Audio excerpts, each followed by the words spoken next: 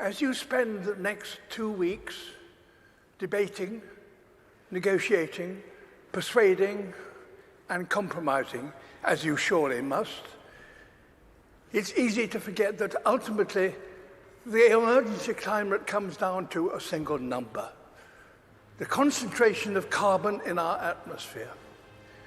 The measure that greatly determines global temperature. And the changes in that one number is the clearest way to chart our own story, for it defines our relationship with our world. For much of humanity's ancient history, that number bounced wildly between 180 and 300. And so too did global temperatures. It was a brutal and unpredictable world. At times, our ancestors existed only in tiny numbers. But just over 10,000 years ago, that number suddenly stabilized, and with it, Earth's climate. We found ourselves in an unusually benign period, with predictable seasons and reliable weather. For the first time, civilization was possible, and we wasted no time in taking advantage of that. Everything we've achieved in the last 10,000 years was enabled by the stability during this time. The global temperature has not wavered over this period by more than plus or minus 1 degree Celsius. Until now. Our burning of fossil fuels, our destruction of nature, our approach to industry, construction, and learning are releasing carbon into the atmosphere at an unprecedented pace and scale. We are already in trouble. The stability we all depend on is breaking. This story is one of inequality as well as instability. Today, those who've done the least to cause this problem are being the hardest hit. Ultimately, all of us will feel the impact, some of which are now unavoidable.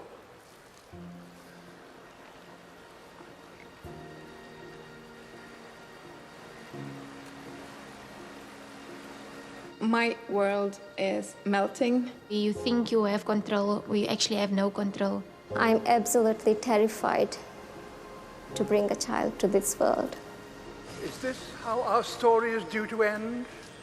A tale of the smartest species doomed by that all-too-human characteristic of failing to see the bigger picture in pursuit of short-term goals.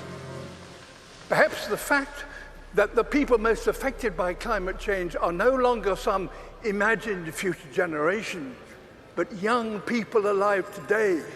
Perhaps that will give us the impetus we need to rewrite our story, to turn this tragedy into a triumph. We are, after all, the greatest problem solvers to have ever existed on Earth. We now understand this problem. We know how to stop the number rising and put it in reverse. We must have carbon emissions, halt them this decade. We must recapture billions of tons of carbon from the air. We must fix our sights on keeping 1.5 degrees within reach. A new industrial revolution, powered by millions of sustainable innovations, is essential and is indeed already beginning. We will all share in the benefits: affordable clean energy, healthy air, and enough food to sustain us all. Nature is a key ally. Wherever we restore the wild, it will recapture carbon and help us bring back balance to our planet. And as we work to build a better world, we must acknowledge no nation has completed its development because no advanced nation is yet sustainable. All have a journey still to compete, so that all nations have a good standard of living and a modest footprint.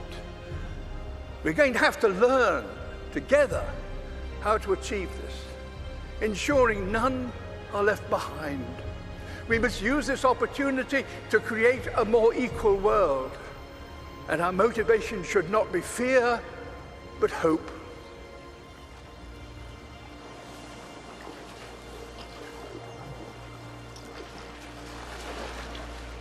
Can we fix climate problem in one generation? My answer would be yes, we have to.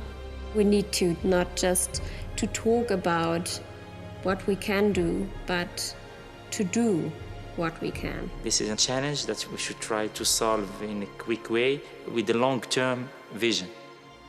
It comes down to this. The people alive now are the generation to come, will look at this conference and consider one thing. Did that number stop rising and start to drop as a result of commitments made here? There's every reason to believe that the answer can be yes.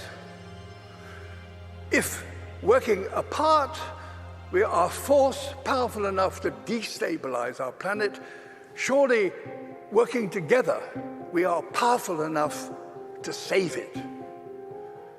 In my lifetime, I've witnessed a terrible decline.